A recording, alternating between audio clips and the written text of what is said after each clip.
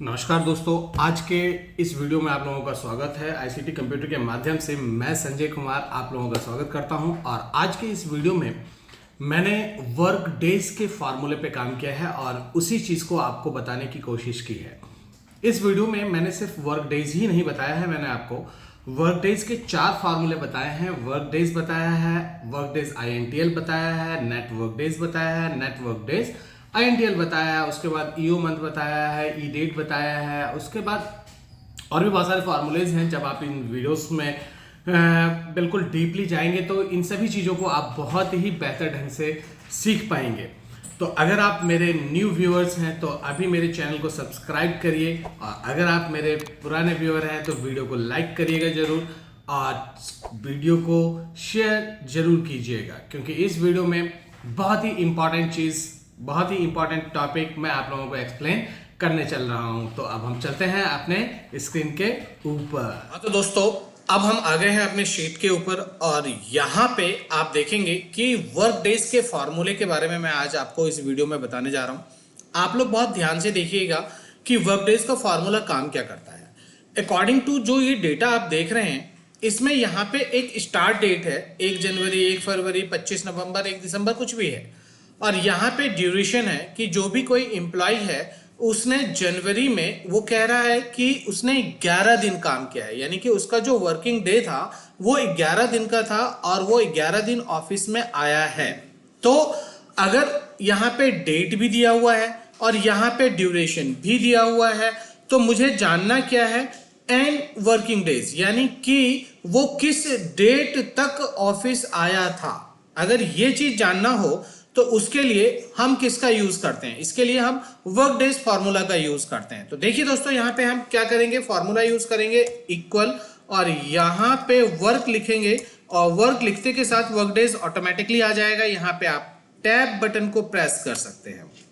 Tab button press किया, यहाँ पे सिंटेक्स में आ गया। सिंटेक्स में वो क्या कह रहा है, स्टार्ट डेट। यहाँ पे आपने स्टार्ट डेट सिलेक्ट किया, उसके बाद कॉमा आप प्रेस करेंगे, उसके बाद कह रहा है डेज, यानी कि डेज कि वो कितने दिन ऑफिस आया या कितने दिन उसने काम किया।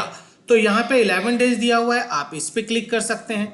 यहाँ पे कॉमा लगाने के बाद अब यहाँ पे ये हॉलीडेज का दिखा रहा है। आपने यहाँ पे देखिए, यहाँ पे हॉलीडेज का एक लिस्ट बनाया हुआ है कि किस किस डेट को हॉलीडेज था। तो यहाँ पे जो डेट है वो डेट यहाँ पे मैं सिलेक्ट कर लेता हूँ, रेंज सिलेक्ट कर लेता हूँ, ब्रैकेट बंद करूंगा, एंटर करूंगा। तो यहाँ पे कुछ ना कुछ एरर्स आ सकती थी, क्योंकि यहाँ पे जो ईयर है वो 2023 का है। तो मैं 25 कर देता हूँ इसको। उसके अकॉर्डिंग ये मुझे बता देगा कि कितने दिन कैलकुलेट हुआ, या डेज या डेट क्या कैलकुलेट हुआ कितने दिन का, वो मुझे यहाँ पे शो ऑफ करेगा। देखिए यहाँ पे इसने 16 जन 2025 दिखा दिया कि अगर 1 जनवरी से वो ऑफिस आ रहा है और उसने 11 दिन काम किया है, ऑफिस वो 11 दिन प्रेजेंट हुआ है, 11 दिन आके उसने काम किया है, तो किस डेट तक वो ऑफिस आया होगा। तो यहाँ पे 16 जन 2025 दिखा रहा है, यानी कि वो 16 जनवरी तक ऑफिस आया। ऐसा कैसे 16 जनवरी तक ये डेट क्यों दिखा रहा है? क्योंकि दोस्तों इसमें आप देखेंगे कि वर्क डेज के फॉर्मूले में ऑटोमेटिकली ये सैटरडे एंड संडे, इन दोनों ही दिनों को वो हॉलीडेज में काउंट करता है। तो वहां पे इसने क्या किया कि इस बीच में जितने भी सैटरडे संडे आए होंगे उसको भी कैलकुलेट किया, प्लस यहाँ पे एक 5 जनवरी 2025 को मैंने हॉलीडेज दिखाया हुआ है, इसने इस दिन को भी कैलकुलेट कर लिया। यानी कि 11 दिन ये और यहाँ पे 5 दिन, यानी कि 2 सैटरडे 2 संडे आया, तो 4 दिन ये हो गया और एक 5 जनवरी का हो गया। यानी कि 5 जो टोटल हॉलीडेज था उस हॉलीडेज को भी काउंट करके उसने बता दिया कि आप 16 जनवरी तक ऑफिस आए होंगे अगर आपका वर्किंग डेज 11 रहा था। तो दोस्तों ये वर्किंग डेज जानने के लिए कि आप किस डेट तक ऑफिस आए होंगे, ये चीज जानने के लिए हम वर्क डेज फार्मूला का यूज करते हैं। यहां पे आप इस फार्मूले को पकड़ के ड्रैग कर सकते हैं, तो सभी का डेट यहां पे कैलकुलेट करके आपको शो कर देगा। बस आपको ये ध्यान रखना है कि वर्क डेज का जो फॉर्मूला होता है उस फॉर्मूले में सैटरडे एंड संडे ऑटोमेटिकली वो वीकेंड यानी कि हॉलिडे के अंदर कैलकुलेट कर लेता है। तो ये है दोस्तों वर्क डेज का फॉर्मूला। उम्मीद करता हूं कि ये फॉर्मूला आपको समझ में आ गया होगा। अब हम नेक्स्ट फॉर्मूले की तरफ चलते हैं। इसी के अंदर आता है वर्क डेज INTL। ये जो वर्क डेज INTL और वर्क डेज, इन दोनों फॉर्मूले में क्या डिफरेंस होता है? तो दोस्तों इसमें सिर्फ एक ही डिफरेंस है कि वर्क डेज के अंदर आपने देखा कि इसने सैटरडे एंड संडे दोनों ही डेज को एज ए हॉलिडे कैलकुलेट कर लिया, लेकिन वर्क डेज INTL के अंदर ऐसा नहीं होता है। वर्क डेज INTL के अंदर आप जो दिन भी हॉलिडेज मेंशन करना चाहोगे, आप उसको जो भी बताओगे कि संडे, मंडे, ट्यूसडे, वेडनेसडे या संडे मंडे या सैटरडे संडे, कोई भी डे आप अपने चॉइस से हॉलिडे में यहां पे शो कर सकते हो। कैसे करेंगे दोस्तों, देखते हैं फॉर्मूले की मदद से। तो यहां पे आप is equal to work days INTL दिखेगा आपको, टैब प्रेस करेंगे, यहां पे सिंटैक्स के अंदर लेके चला जाएगा और सिंटैक्स में देखिए दोस्तों यहां पे ये दिखा रहा है स्टार्ट डेट। तो स्टार्ट डेट क्या है, 1 जैन है, कॉमा लगाएंगे। वर्किंग डेज कितना था इसका, 11 डेज का था। अगर आप यहां पे कॉमा लगाते हैं तो कॉमा लगाते के साथ ही एक लिस्ट अपेयर हो गया आपके सामने पे, जहां पे आप देख सकते हैं कि ये आपको पूरा जो है ये क्या दिखा रहा है, आपको वर्क डेज दिखा रहा है। क्या दिखा रहा है यहाँ पे, वर्क डेज का सिंटेक्स दिखा रहा है कि यहाँ पे ये देखिए Sunday, Saturday Sunday, Sunday Monday, Monday Tuesday, Tuesday Wednesday. आप इसमें से कौन सा दिन हॉलीडेज मेंशन करना चाहते हो? तो दोस्तों आप कुछ भी कर सकते हो, आपकी मर्जी है। मैं यहाँ पे संडे मेंशन करूंगा, तो या तो संडे का नंबर 11 है, या तो मैं यहाँ पे 11 टाइप कर दूंगा, या फिर मैं यहाँ पे डबल क्लिक के थ्रू से ये नंबर यहाँ पे ले लूंगा। लेने के बाद अब क्या करना है, यहाँ पे देखिए मैंने अलग से जो हॉलीडेज है वो भी दिखाया हुआ है। तो इस हॉलीडेज का रेफरेंस मैं यहाँ सेलेक्ट कर लूंगा और सेलेक्ट करने के बाद ये मुझे दिखा देगा कि यहाँ पे इसने टोटल कितना कैलकुलेट कर लिया है। तो यहाँ पे कॉमा लगाइए, कॉमा लगाने के बाद आप ये रेंज सेलेक्ट कीजिए, ब्रैकेट बंद कीजिए और एंटर प्रेस कर दीजिए। तो देखिए यहाँ पे 14 जैन आ गया, यानी कि 1 जनवरी को आपने ऑफिस ज्वाइन किया और आप 11 दिन ऑफिस में प्रेजेंट हुए हैं, तो आपका वर्किंग डेट क्या था या वर्किंग डेज क्या था? तो यहाँ पे 14 जैन दिखा रहा है। क्यों? क्योंकि यहाँ पे हमने सिर्फ संडे को हॉलिडे बताया है कि सिर्फ संडे हॉलिडे होता है। तो जितने भी संडे आए होंगे वो संडे, और जो यहाँ पे हॉलिडेज लिस्ट में जो भी हॉलिडेज आया होगा वो उन सबको ऐड करके वो यहाँ पे टोटल डेज दिखा देगा कि किस डेट तक आप ऑफिस आए। तो ये यहाँ पे वर्क डेज INTL फॉर्मूले का यूज मैंने आपको यहां पे बताया है। उम्मीद करता हूं कि आपको समझ में आया होगा। और अगर दोस्तों आपको ये वीडियो या जो टॉपिक मैं आपको समझाने की कोशिश कर रहा हूं, अगर वो आपको समझ में आ रहा है, आपको लगता है कि इसमें कुछ नया आपको देखने को मिल रहा है, सीखने को मिल रहा है, तो इस वीडियो को लाइक जरूर करिएगा। अब हम आगे बढ़ते हैं और आगे हमारा नेक्स्ट फॉर्मूला आता है दोस्तों नेट वर्क डेज। अभी तो मैंने आपको वर्क डेज का फॉर्मूला बताया, अब मैं आपको नेट वर्क डेज का फॉर्मूला बताऊंगा। तो यहां पे work days and net work days में क्या डिफरेंस है? तो दोस्तों आपको याद होगा कि वर्क डेज का जो फॉर्मूला था वहां पे ये मुझे डेट फाइंड करके देता है या डेट कैलकुलेट करके बताता है कि आप किस डेट तक ऑफिस आए होंगे। और यहां पे नेट वर्क डेज के अंदर थोड़ा सा डिफरेंट है। यहां पे आपको ये वर्किंग डेज बताता है कि आप कितने दिन आपने ऑफिस में आके काम किया होगा। यहां पे आपको स्टार्ट डेट दिया हुआ है और एंड डेट दिया हुआ है। वहां पे स्टार्ट डेट और वर्क डेज दिया हुआ था, तो हमने वर्क डेट फाइंड किया। यहां पे मेरे पास स्टार्ट डेट भी है और एंड डेट भी है कि आप किस डेट से किस डेट तक आप ऑफिस में रहे। तो इस दौरान आप कितने दिन ऑफिस आए, ये जानने के लिए आप नेट वर्क डेज फार्मूला का यूज करते हैं। इसमें से जितना भी डेट है उस डेट में से जो भी हॉलिडे होगा, यानी कि आपको पता है कि वर्क डेज के फॉर्मूले के अंदर सैटरडे संडे ऑटोमेटिकली कैलकुलेट होता है। तो यहाँ पे सैटरडे संडे प्लस जो भी मैंने यहाँ पे हॉलीडे लिस्ट उसको दिखाया है वो कैलकुलेट करके आपको टोटल वर्किंग डेज दिखा देगा कि आप कितने दिन आपने काम किया होगा। तो ये जानने के लिए अब चलते हैं हम फॉर्मूले के ऊपर। यहां पे आप इज इक्वल टू लगाएंगे, नेट वर्क डेज लगाएंगे और जो ही आप टैब प्रेस करेंगे तो ये आपको सिंटेक्स में ले आएगा।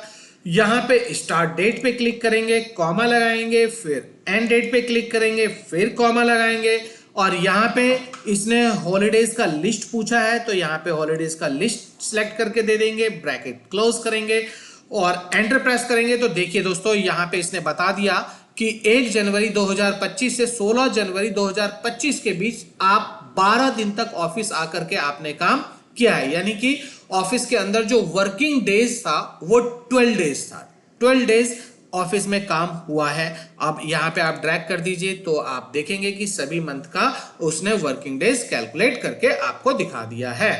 तो ये है नेट वर्क डेज। अब हम दोस्तों आगे बढ़ते हैं। नेक्स्ट टॉपिक हमारा है नेट वर्क डेज INTL। बिल्कुल आपको पता है कि नेट वर्क डेज INTL का फॉर्मूला आप किस लिए यूज करते हैं, कैसे यूज करते हैं, ये जानने के लिए बिल्कुल आप इस वीडियो में बने रहें। अब मैं आपको यहां पे बताने वाला हूं कि नेट वर्क डेज INTL क्या दिखाता है। बस वही सेम चीज है कि यहां पे आपके पास ऑप्शन होगा कि आप हॉलीडे कौन से दिन को दिखाना चाहते हैं।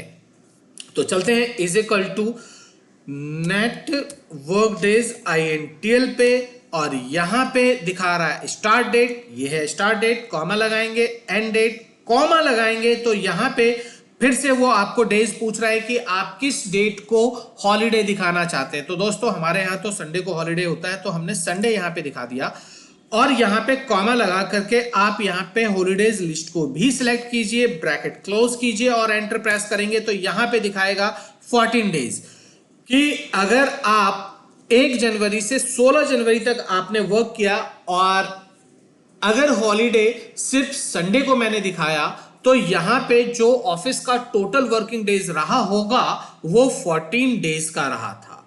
तो आपने दोस्तों देखा कि किस तरीके से आपने इस फॉर्मूले को यूज किया। इस फॉर्मूले को ड्रैग कर सकते हैं। हर महीने का जो वर्किंग डेज है वो कैलकुलेट होकर के आ चुका है। तो यहां पे मैंने आपको वर्क डेज भी बता दिया, वर्क डेज INTL बता दिया, नेट वर्क डेज बताया, नेट वर्क डेज INTL बताया। उम्मीद करता हूं कि ये सभी चीजें आपने बहुत प्यार से इस चीज को सीखा होगा और अगर आपने ये सीखा है तो इस वीडियो को लाइक जरूर करिएगा और दोस्तों में शेयर जरूर करिएगा। अब हम चलते हैं दोस्तों अपने नेक्स्ट टॉपिक की तरफ और नेक्स्ट टॉपिक है हमारा ई डेट। ई डेट का मतलब क्या होता है? ई डेट का मतलब होता है एंड डेट। एंड डेट का मतलब क्या होता है? देखिए दोस्तों यहां पे एक पॉलिसी है जो कि 1 जनवरी 2024 को इश्यू हुई थी। अब मुझे जानना है कि इसका नेक्स्ट रिन्यूअल डेट क्या होगा, यानी कि नेक्स्ट प्रीमियम जो जाएगा वो प्रीमियम किस डेट को जाएगा। और यहां पे मैंने आपको बताया कि जो मेरा प्रीमियम होता है वो क्वार्टरली जाता है, यानी हर 4 महीने के बाद मेरा प्रीमियम जाएगा या हर 3 महीने के बाद जाएगा या हर 6 महीने के बाद जाएगा या ईयरली जाएगा, कैसे जाएगा ये आप यहां पे दिखा सकते हैं। अगर मैं यहां पे 3 कर देता हूं तो देखिए ये 3 मंथ हो गया, क्वार्टरली जाएगा। अब देखिए यहां पे कि 1 जनवरी 2024 को मैंने यहां पे ये पॉलिसी इशू किया था। तो अब इसका रिन्यूअल डेट क्या होगा, यानी कि इसका जो नेक्स्ट प्रीमियम आएगा वो किस डेट को आएगा अगर मैं 3 महीने के बाद प्रीमियम लेता हूं तो देखते हैं फॉर्मूले में इज इक्वल टू यहां पे आप यूज करेंगे ई डेट। ई लिखते हैं, ई डेट आता है, टैब प्रेस कीजिए, यहां पे आ गया दोस्तों। सिंटेक्स में कह रहा है स्टार्ट डेट, तो यहां पे स्टार्ट डेट पे क्लिक कीजिए, कॉमा लगाइए और आपको कितने मंथ के बाद का देखना है तो 3 मंथ के बाद का देखना है। तो यहां पे कॉमा लगा के आपको 3 लिखना है। 3 लिख करके ब्रैकेट क्लोज करेंगे और एंटर प्रेस करेंगे तो ये यहां पे इसने डेट शो कर दिया कि 1 अप्रैल 2024 को इसका नेक्स्ट प्रीमियम डेट होगा। और दोस्तों अगर आप ये जानना चाहते हैं कि 1 जनवरी 2024 से पहले 3 महीने पहले का इसका क्या प्रीमियम डेट था, जिस प्रीमियम डेट को मैंने प्रीमियम पेड किया होगा, तो ये चीज जानने के लिए आपको यहां पे सिर्फ माइनस लगाना है। माइनस लगा दीजिए तो देखिए 3 महीने पहले यानी 1 अक्टूबर को आपने पे किया होगा प्रीमियम, उसके बाद 1 जनवरी को प्रीमियम पे किया, और 1 जनवरी के बाद अब यहां पे अगर 3 करते हैं, 3 महीने के बाद का देखना है, तो 1 अप्रैल को आपका नेक्स्ट प्रीमियम जाने वाला है। तो उम्मीद करता हूं ई डेट का फॉर्मूला आपको समझ में आ गया होगा। बहुत ही आसान है, आपको आता था पहले से तो बहुत अच्छा है, अगर नहीं आता था तो इसको बहुत अच्छी तरीके से आप सीख लीजिए, ये आपके लिए बहुत यूजफुल होने वाला है। अब यहाँ पे फॉर्मूले को ड्रैग कीजिए, सभी महीने का जो सभी डेट यहाँ पे दिया हुआ है इशू डेट, उसके अकॉर्डिंग प्रीमियम डेट यहाँ पे फाइंड हो गया है। आगे बढ़ते हैं दोस्तों, आगे हमारा नेक्स्ट जो फॉर्मूला होने वाला है वो होने वाला है ईओ मंथ का। ईओ मंथ क्या होता है दोस्तों? ईओ मंथ होता है एंड ऑफ द मंथ। क्या होता है? एंड ऑफ द मंथ जानने के लिए अब देखिए यहाँ पे जैसे कि ये डेट है और इस डेट का मुझे जानना है कि लास्ट डेट क्या होता है, यानी कि इस मंथ का जो लास्ट डेट होने वाला है वो क्या होने वाला है, ये जानने के लिए मुझे इस फॉर्मूले का यूज करना है। तो यहाँ पे देख, मैं आपको ये फॉर्मूला पूरा सिखाऊंगा। ये देखिए यहाँ पे आता है दोस्तों ईओ मंथ का फॉर्मूला। आप लगाइए इज इक्वल टू ईओ। जो ही आप ईओ लिखेंगे तो ईओ मंथ फॉर्मूला आ गया। यहां टैब प्रेस कीजिए, टैब प्रेस करते के साथ ही आपके पास स्टार्ट डेट पूछेगा। यहां पे आपने स्टार्ट डेट पे क्लिक किया। स्टार्ट डेट पे क्लिक करने के बाद कॉमा लगा के अगर आपको इसी मंथ का लास्ट डेट जानना है तो आपको लिखना है 0 और ब्रैकेट क्लोज करना है, एंटर करना है। तो देखिए जनवरी का लास्ट डेट जो होता है वो होता है 31 जनवरी। अगर आप फरवरी का देखना चाहेंगे तो यहां पे फॉर्मूला ड्रैग कीजिए, तो देखिए फरवरी में 29 दिन का फरवरी था क्योंकि वो लीप ईयर था, तो यहां पे 29 फेब दिखा रहा है। मार्च 31 दिन का होता है तो यहां पे 31/3/2024 दिखा रहा है। यानी कि अब आप समझ गए होंगे कि वो हर महीने का लास्ट डेट आपको फाइंड करके दे रहा है। अभी दोस्तों ये फॉर्मूला खत्म नहीं हुआ है, इसमें एक और ट्विस्ट है जो मैं आपको इस फॉर्मूले में बताऊंगा। अभी ये तो था दोस्तों कि करंट मंथ का जानना, कि करंट मंथ का जो लास्ट डेट है वो क्या है, लास्ट डेट क्या होगा, वो जानने के लिए आपने यूज किया। अब मैं जानना चाहता हूं नेक्स्ट मंथ का, कि मैं हूं तो जनवरी में, मेरा डेट तो 1 जनवरी है, लेकिन मैं यहां पे जानना चाहता हूं नेक्स्ट मंथ का कि फरवरी में क्या होने वाला है, फरवरी का नेक्स्ट क्या होने वाला है। तो उसके लिए दोस्तों आप यूज करेंगे ईओ मंथ का ही formula, E O end of month. यहां पे स्टार्ट डेट है, स्टार्ट डेट है 1 जनवरी और यहां पे आपने कॉमा लगाना है। और अभी आपने देखा लास्ट डेट जानने के लिए आपने 0 लगाया था दोस्तों, तो उसने करंट मंथ का लास्ट डेट आपको कैलकुलेट करके दिखाया था या फाइंड करके दिखाया था। लेकिन अब मुझे नेक्स्ट मंथ का देखना है कि मैं जनवरी में हूं और मुझे फरवरी का लास्ट डेट जानना है कि फरवरी कितने दिन का था। तो यहां पे आपको 1 लिखना होगा और आप यहां पे ब्रैकेट क्लोज करेंगे, एंटर करेंगे। ये वाओ, यहां पे उसने आपको फाइंड करके दे दिया कि 29, यानी कि फरवरी का लास्ट डेट जो था वो 29 था। अगर आप यहां पे 2 महीने बाद का जानना चाहते हैं तो आपको कुछ नहीं, यहां पे आप 2 लिख देंगे तो ये मार्च का दिखाएगा कि 31/3/2024। देखा आपने दोस्तों? तो ये था इस फॉर्मूले का ट्विस्ट कि जिस महीने का भी जानना चाहते हैं वो नंबर आप डालेंगे और उस महीने का आखिरी डेट क्या होने वाला है वो आपको यहां पे कैलकुलेट करके फाइंड करके वो आपको दिखा देगा। तो उम्मीद करता हूं दोस्तों कि ईओ मंथ का फॉर्मूला भी आपको समझ में आ गया होगा। अब हमारा नेक्स्ट फॉर्मूला जो आता है वो भी बहुत बेहतरीन फॉर्मूला है, ईयर फॉर्मूला। यहां पे देखिए दोस्तों, यहां पे मैंने कुछ डेट लिखा हुआ है जिसमें डेट, मंथ और ईयर सारी ही चीजें मैंने यहां पे लिखी हुई हैं। और अब यहां पे मुझे करना क्या है कि यहां पे मुझे सब कुछ अलग कर देना है। सब कुछ का मतलब क्या है कि मुझे ईयर अलग करना है, मंथ अलग करना है और डेट अलग करना है। अगर मैं ऐसा करना चाहता हूं तो उसके लिए मैं यहां पे ईयर का फॉर्मूला, मैं इस डेट से ईयर को हटाना चाहता हूं, ईयर को सेपरेट करना चाहता हूं। तो इसके लिए मैं किस फॉर्मूले का यूज करूं? इसके लिए मैं ईयर का फॉर्मूला यूज करूंगा दोस्तों। यहां पे आपको इक्वल लगाना है और यहां पे लिख देना है ईयर। ईयर करके टैब प्रेस करना है और जो भी आपका डेट है वो डेट सिलेक्ट करेंगे, ब्रैकेट क्लोज करेंगे, एंटर प्रेस करेंगे। वाओ, आपने देखा कि यहां से ईयर 2013 इसने अलग कर दिया। यहां से ड्रैग करिए तो देखिए इसने सभी का डेट अलग करके आपको फाइंड करके दिखा दिया। अब आता है मंथ, कि अगर मुझे इसमें से मंथ निकालना है तो उसके लिए month is equal two month का फॉर्मूला यूज करेंगे, डेट लिखेंगे, ब्रैकेट क्लोज करेंगे, एंटर करेंगे। वाओ, तो यहां पे इसने दिखा दिया, सभी का मंथ अलग करके दिखा दिया। अगर आप यहां पे किसी का भी मंथ चेंज करना चाहते हैं तो यहां पे एक की जगह 2 कर देंगे तो यहां पे 2 लिखा हुआ आ जाएगा, देख रहे हैं आप। तो सभी का अलग अलग मंथ यहां पे उसने फाइंड करके आपको बता दिया कि कौन सा मंथ इसमें है, और जो भी मंथ होगा वो मंथ यहां पे दिखा रहा है। ये पहला मंथ, दूसरा मंथ, तीसरा मंथ, 12वां मंथ। तो इस तरीके से मंथ कैलकुलेट करके सेपरेट करके आपको दिखाएगा। और अब यहां पे डेट को सेपरेट करेगा, उसके लिए आपको यूज करना होगा डे का फॉर्मूला। डे लिखाइए, यहां पे डेट पे क्लिक कीजिए, ब्रैकेट क्लोज कीजिए, एंटर कीजिए। तो यहां पे आप देखेंगे कि इसने डेट 1 जनवरी अलग कर दिया, और यहां पे आप इसको ड्रैग कीजिए तो सभी में से डेट को अलग कर दिया। तो इसमें आपने देख लिया कि जो भी कोई पर्टिकुलर डेट है, उस पर्टिकुलर डेट में से उसने ईयर को अलग किया, मंथ को अलग किया, और डेट को भी उसने अलग कर दिया है।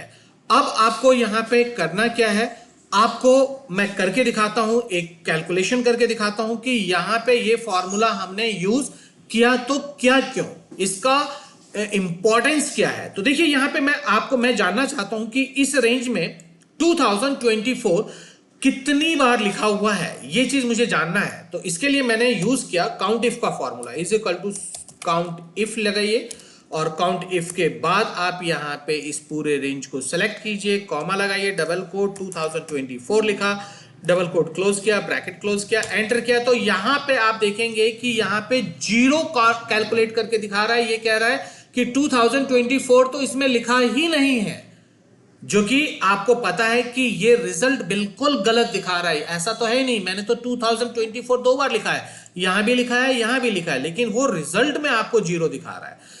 तो ये है इसका ब्लंडर मिस्टेक, कि अगर आप इस पूरे डेट में से कैलकुलेट करना चाहेंगे, काउंट करना चाहेंगे किसी भी पर्टिकुलर चीज को, तो वो काउंट करके नहीं दिखाएगा। लेकिन आप यहां पे करके देखिए तो यहां पे आपको दिखाएगा। यहां पे आपने वही फॉर्मूला यूज किया, काउंट इफ का फॉर्मूला।